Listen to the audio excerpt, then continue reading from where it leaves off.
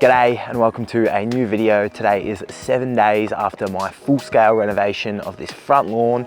So let's have a look at how it's recovering and give you a few tips along the way.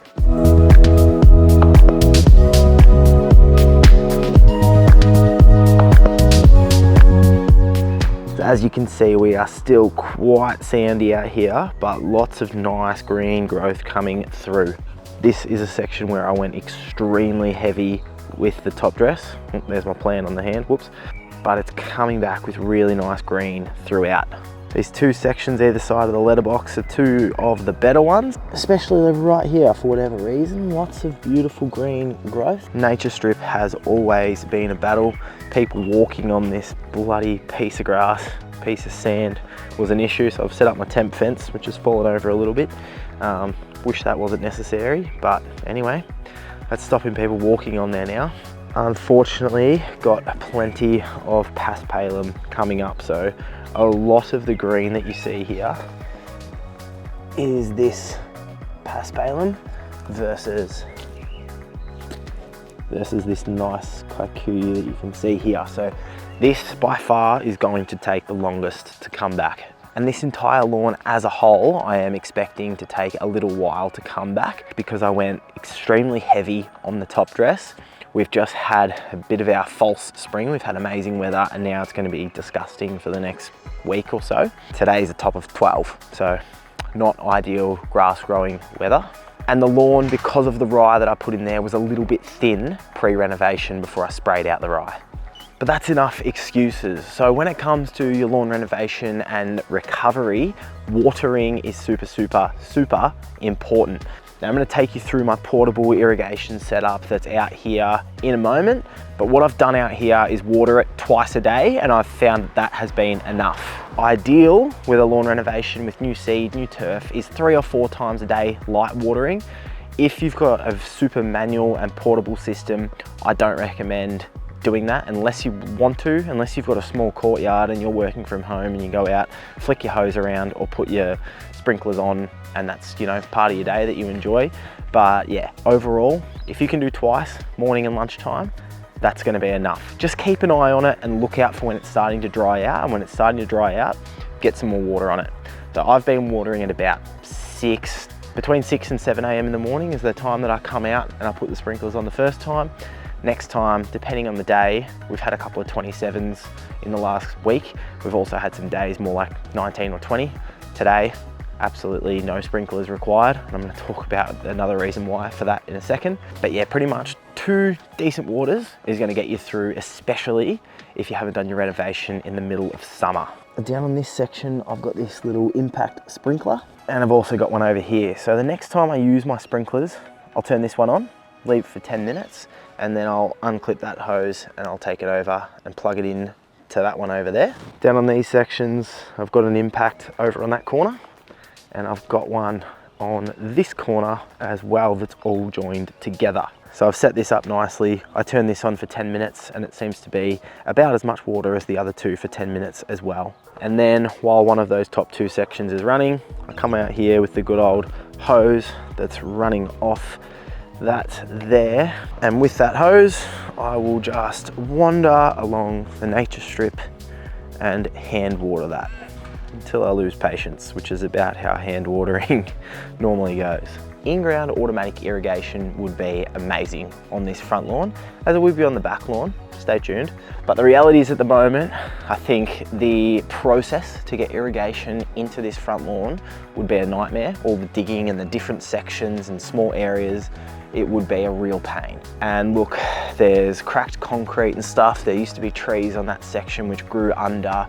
It's a pain. It's a real pain, this front yard. And look, I would be surprised if in 5 years' time, this is the layout of our front yard. So needless to say, I am not too bothered at the moment with my portable watering system. It's going to wear thin as spring and summer goes on, and I'm manually bringing these out. Right now, when it's all in place and organized and ready to go, it's not so bad. It is going to get annoying without doubt when I'm using it throughout the heat, but it is what it is and it's fine. At the moment, I'm not going to have to water out here, I reckon, for maybe 3 or 4 days. Reason for that comes with tip number 2, which is avoiding extreme weather with your lawn renovation. I had a big day planned for yesterday on a couple of project lawns that I'm working on throughout this season. Little did I know until about Sunday that we were due for bucket loads of rain on Tuesday, and sure enough, from about 7 in the morning, it rained literally non-stop, did not stop for a second for about 12 hours. Last night it was still raining off and on. So yeah, we had 52 mils of rain, insane amount of rain. We're not going to get much of that this growing season, so hopefully the soil's enjoying it and soaking it up, because it's not going to happen much. Thankfully, my areas out here are flat enough that it hasn't been too affected by that level of rainfall, and it hasn't washed things away. If I was on a real slope, I would have been really worried, especially if it was a big slope the day of the renovation. So I am a little bit worried about some leaching of my granular fertilizers and things like that that I've used on the back lawn as well as out here. Really happy to get that water into the soil, and with temperatures of maximums of 14 to 15 over the next week, over the next 3 or 4 days, yeah, I'm not going to be watering manually until I start to see this sand look dry, which I think is going to take a bit. Now, just with the way YouTube works, someone's going to be watching this in January 2026, just falling down the lawn care rabbit hole, thinking about doing a lawn renovation. When it comes to a summer renovation, avoiding extreme heat is something that you really, really need to do. Because if you do your renovation when it's about to be 38, 39, 40 for the next week, that's a lot of water that you're going to need, and it's going to be a lot of stress for the lawn, even if it was just a normal lawn, without having scalped it down to the ground, scarified it, core aerated it, buried it in sand. So it is important, the way I wasn't, to be on the lookout for extreme weather, whether that be lots of rain, lots of heat, any other sort of weather conditions that you might encounter in your part of Australia, the world, so that your lawn is going to have a smooth recovery process without that horrific extreme weather. Tip number 3 for this video is about re-leveling your lawn. So when you do your renovation, you come out with your soil, your sand, you spread it out, you use your leveling rake, and you get it nice and flat and level. But if you're like me, with passers-by on the nature strip, with kids running across it, perhaps with dogs, that kind of thing, it's really important as your lawn is growing back through and repairing that you come across it again with your leveling rake. I did have a real dip right on that section there, which is a bit of a giveaway because the lawn's growing back better there and there. So obviously that pit there, heavier top dress, gonna take longer to spread and fill in. And there's this one particular spot here where it's hard to tell, but it's a real clump of sand, and this is where I finished off on Reno Day. And yeah, look, I knew I'd be coming back across and re-leveling that bit, which is exactly what I did on this back lawn section. The video before this one was a bonus midweek video about doing the core aeration and top dress on the soggy areas in this back lawn. And this is 6 days after I covered that up in sand. And now I've got the camera back in the same spot as where I recorded last week's clips, but have a look at this. Absolutely growing through, look, rock, beautifully. Massive recovery. So I finished spreading this 6 days ago, and then it was 3 days after that I came back out here and I re-leveled it again with the leveling rake, because you can see that spot maybe just up there, this spot just in front of me where it's really thick. It's so hard when you're leveling with a leveling rake, when it's that thick, to get it perfect. It just is. So yeah, really important step. And so as soon as that front lawn is dry in the next few days, I'll be out there before I put my sprinklers on with the leveling rake. And so hopefully 2 days time is my next opportunity this week to do some work. And that's what you're gonna see me doing in the next clip, as well as giving this back lawn a much needed cut. I did put out a granular and some saliprin on here on the weekend. I cannot believe how much seed head there is for the start of October. Really annoying, but I'm so looking forward to giving this a mow. See you in a couple of days.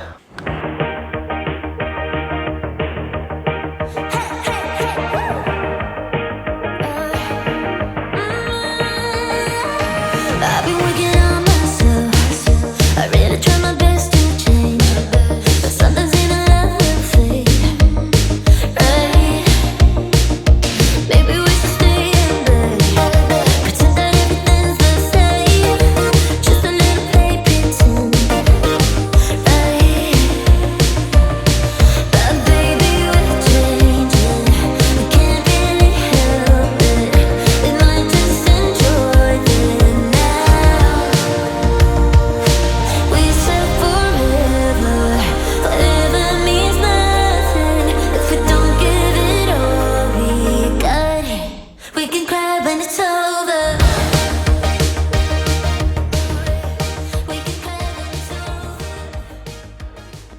something that'll be relatable for some people that use cylinder mowers is that was just a really frustrating mow. It's one of those stereotypical whingy Melbourne days where, you know, it's bright and sunny right now.